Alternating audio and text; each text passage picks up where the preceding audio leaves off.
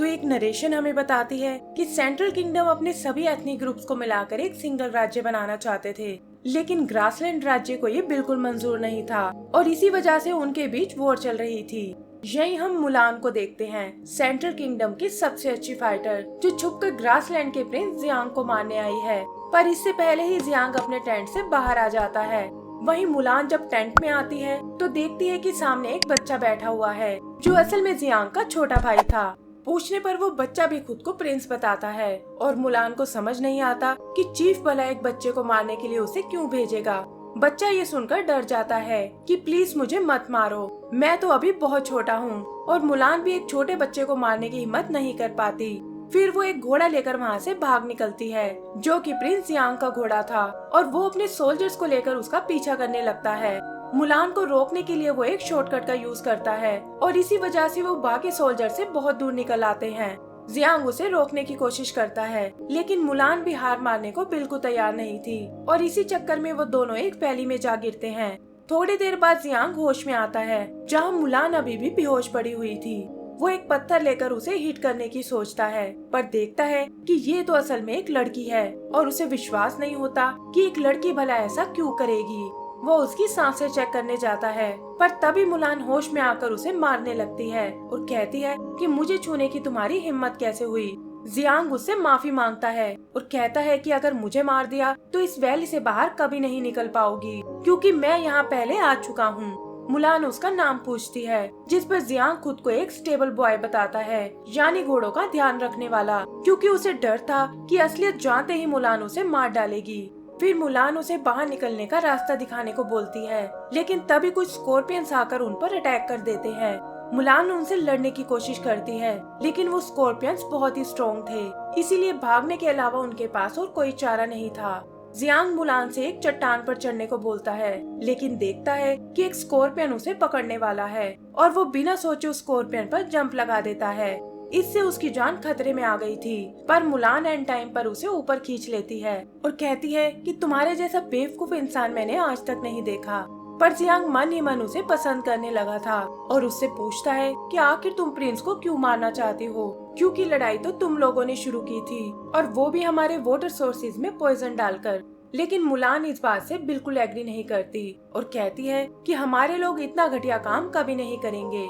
आगे खिल पर जियांग कुछ एग्स को देखता है कि ये शायद उनके डिनर में काम आएंगे, पर तभी एक जायंट ईगल उन पर अटैक करने लगती है। पहले तो वो बचकर भागने लगते हैं, लेकिन फिर जियांग को एक आइडिया आता है कि ये ईगल उन्हें यहाँ से बाहर निकाल सकती है। वो मुलान से खुद को फॉलो करने को बोलता है और उस ईगल की मदद से वो दोनों उस कैनियन से बाहर निकल आते हैं। यहाँ वो अपने ड्रीम्स के बारे में बात करते हैं, जहाँ जियांग का सपना था कि वो दुनिया भर में ट्रेवल करना चाहता है। फिर वो मुलान से उसके ड्रीम के बारे में पूछता है, लेकिन मुलान कहती है कि उसका कोई ड्रीम नहीं है और वो तो बस अपने डैड के बिहाफ पर आर्मी में काम करती है।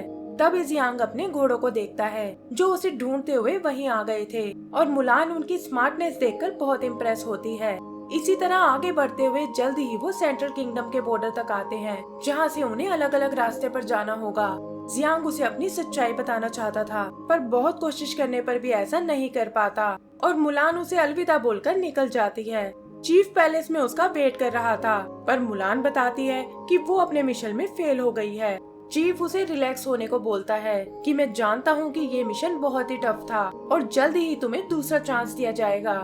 पर उनका आर्मी कमांडर इस फेलियर से बहुत नाराज था और वहाँ आकर मुलान की इंसल्ट करने लगता है। वो कहता है कि तुमसे अच्छे तो तुम्हारे डैड ही थे, लेकिन ना जाने वो डर के मारे कहाँ छुप गए हैं।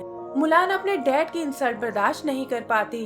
वो कहती है कि मुझे आप जो चाहे सजा दे सकते हो, लेकिन मेरे डैड को बीच में लाने की कोई जरूरत नहीं है। चीफ मुलान को बचाने की कोशिश करता है कि ये हमारा सबसे अच्छा सोल्जर है, लेकिन कमांडर को ये बदतमीजी बिल्कुल पसंद नहीं आती। वो मुलान को कैद करने का ऑर्डर देता है। वहीं जियांग भी कैंप में वापस आ गया था और अपने भाई को मुलान के बारे में बताता है कि वो किलर असल में एक लड़की थी और कैसे उन दोनों ने कितने खतरों का सामना किया। जियांग का कमांडर उसे बदला लेने को बोलता है कि हमें सेंट्रल किंगडम पर अटैक कर देना चाहिए, लेकिन जियांग मना कर देता है और कहता है कि पहले तुम जाकर एक लेडी टेलर को ढूंढ कर लाओ। और ये सुनकर कमांडर कंफ्यूज हो जाता है।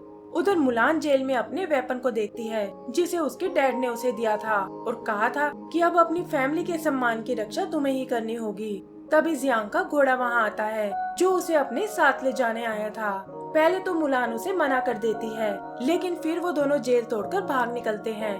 यहाँ पता चलता है कि जियांग उसके लिए एक ड्रेस लेकर आया है और उसके जिद करने पर मुलान उसे पहन कर दिखाती है। उसे ये ड्रेस बहुत पसंद आती है क्योंकि पहले उसने कभी खुद को ऐसे रूप में नहीं देखा था।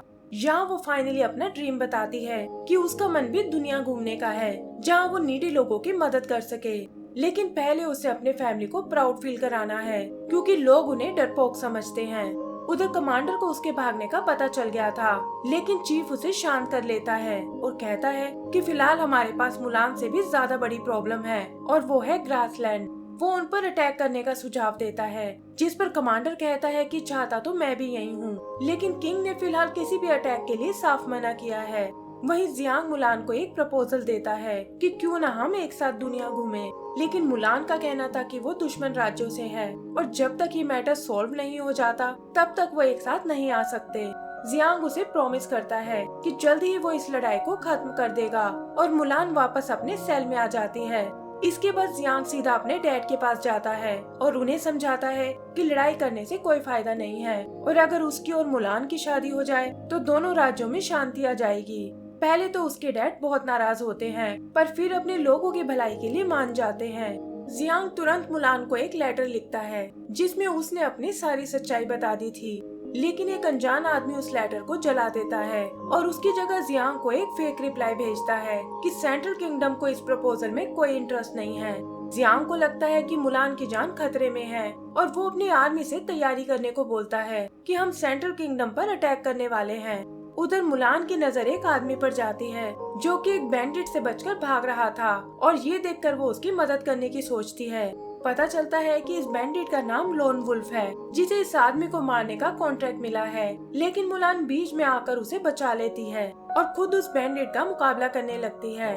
बैंडिट पूछती है कि तुम्हें पता भी है कि वो आदमी कौन था, जिस पर मुलान कहती है कि जरूर वो कोई इनोसेंट आदमी ही होगा और मैं तुम्हें उसे नहीं मारने दूंगी। ये कहकर वो फिर से लड़ने लगते हैं, पर मुलान बैंडिट के सामने कमजोर पड़ रही थी। बचने के लिए वो एक केव में आती है जहाँ किसी तरह उसने बैंडिट को घेर लिया था, पर वो लेडी उसका ध्यान भटकाकर वहाँ से भाग निकलती है। तभी वो आदमी जिसे मुलान ने बचाया था कमांडर को लेकर वहाँ आता है और वो लोग मुलान का शुक्रिया अदा करते हैं।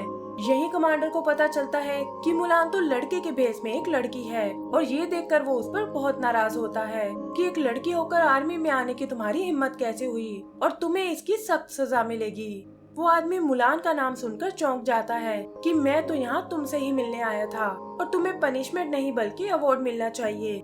मुलान को कुछ समझ नहीं आता और तब कमांडर बताता है कि ये सेंट्रल किंगडम के प्रिंस ली हैं। फिर ली अपने आने का कारण बताता है कि ग्रासलैंड ने हमारे लिए एक प्रपोजल भेजा था कि उनका प्रिंस तुमसे शादी करना चाहता है और इस तरह हमारी दुश्मनी खत्म हो जाएगी। मुलान को जियांग के प्रिंस होने का अभी तक पता नहीं था और उसे लगता है कि वो लोग शायद उस बच्चे की बात कर रहे हैं और ये सोचकर वो इस शादी से मना कर देती है। तभी एक सोल्जर आकर बताता है कि ग्रासलैंड की आर्मी हम पर अटैक करने आ रही है और ये सुनकर वो सब सिटी की ओर जाने लगते हैं। ली इस बात से बहुत परेशान था कि अचानक ये अटैक करने क्यों आ रहे हैं, जबकि हमने तो अभी प्रपोजल का जवाब ही नहीं दिया। कमांडर कहता है कि शायद यही उनकी चाल थी, लेकिन मेरे होते वो लोग नहीं जीत पाएंगे और ये कहकर अपनी आर्मी को तैयार होने को बोलता है, पर मुलान उसे रोक लेती है कि ये सारी प्रॉब्लम मेरी वजह से हुई है और मुझे इसे ठीक करने का एक मौका मिलना चाहिए। चीफ उसे रोकने की कोशिश करता है, लेकिन कमांडर कहता है कि ये ठीक कह रही है और इसे अपनी गलतियों को खुद ही भुगतना होगा। मुलान आगे बढ़कर उन्हें चैलेंज करती है, जहां उसका सामना जियांग से होता है और उसे पता चलता है कि वही ग्रासलैंड का असली प्रिंस है। जियांग उसे सारी बात बताता है कि मैं ही वो प्रिंस हूँ जिसे तुम मारने आई थी और अब हम ये सब रोक सकते हैं।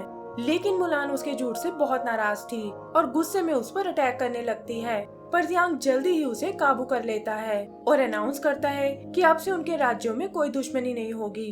कमांडर को छोड़कर बाकी सभी इस बात से बहुत खुश होते हैं और कमांडर ये कहकर चला जाता है कि जल्दी ही तुम्हें इस गलती का नतीजा भुगतना होगा। यही मुलान को उस फेक लेटर की चिंता थी कि जरूर वो किसी ने साजिश की है और उन्हें इस बारे में इन्वेस्टिगेट करना होगा। तभी पता चलता है कि प्रिंस ली को किसी ने किडनैप कर लिया है और कमांडर इसके लिए जियांग और मुलान को ब्लेम करता है कि ये दोनों आपस में मिले हुए हैं।